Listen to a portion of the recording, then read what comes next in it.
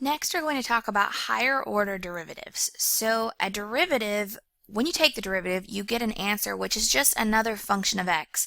So you can actually take the derivative of a derivative.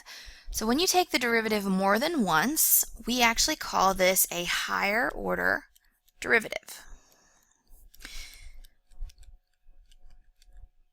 So the first derivative would use these following notations to represent it: y prime f prime of x, dy over dx, d over dx of f of x, and that d sub x of y. When we take the second derivative, we're taking each of these functions and taking the derivative of it.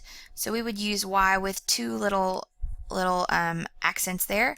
It's read y double prime. We'd say f double prime of x here. This is the second derivative of y with respect to x. This is the second derivative with respect to x of f of x, and then that's the similarly as well. For the third derivative, we use the triple primes here. And when we get to the fourth derivative, we run out of space to use our little prime marks here. So we tend to just take whatever order derivative it is and put that in parentheses at the top.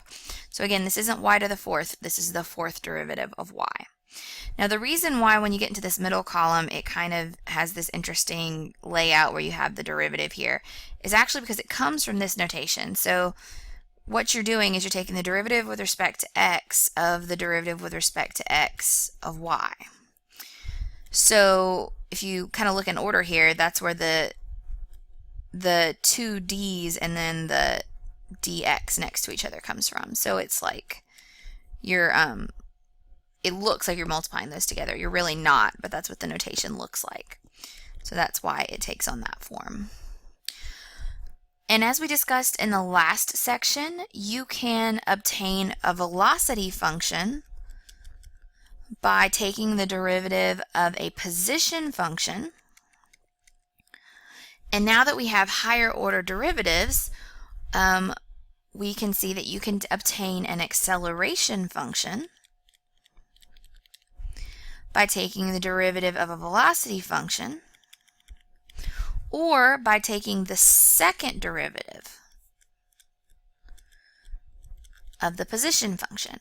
So remember, velocity is how fast are you going, how much distance are you covering for every unit of time, and acceleration is how much are you speeding up for every unit of time. So how much is your velocity changing for every unit of time? So your position function would be s of t, your velocity function would be s prime of t, and your acceleration function would be s double prime of t. So let's look at an example here. I want to find the velocity of an object in meters per second, which is v of t of 36 minus t squared, where v is measured in meters per second. I want to find the acceleration at 15 seconds. So if I'm given the velocity, I know that a of t is equal to v prime of t, and in this case that would be 0 minus 2t, or negative 2t. So the acceleration at 15 seconds is going to be negative 2 times 15, or negative 30 meters per second squared. That's the units that you always want to use for acceleration. Now if you're given a position function to start, this says the position function for an object is s of t equals negative 7.5 t squared plus 54t, where s is measured in feet and t is measured in seconds. Use this function to find the velocity and acceleration at t equals 7 seconds. So in this case we want to find velocity and acceleration, and we're given the position function. So v of t, we're going to start off by finding s prime of t, which is negative 7.5 times 2 times t to the first power plus 54, or negative 15t plus 54. And a of t is going to be v prime of t, which is s double prime of t, and that's going to be negative 15, because negative 15 times t, we just subtract the power of t. Now if we want to find these values at t equals 7 seconds, v of 7 would be negative 15 times 7 plus 54, or negative 51 feet per second. And a of 7, it doesn't matter what you plug in, you're going to get negative 15. So that's negative 15 feet per second squared. So that's your final answer. Now, one thing that's important to note here, when I found the velocity, I waited to go ahead and plug in the 7 until after I'd already found the acceleration. And that's important for one main reason. If you had plugged in this negative 51 and then tried to take the derivative of that, you would get a 0, which is actually not the acceleration here.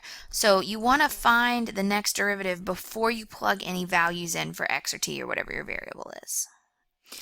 The thing about a derivative is, for the most part, you can keep taking the derivative of a function as many times as you want to.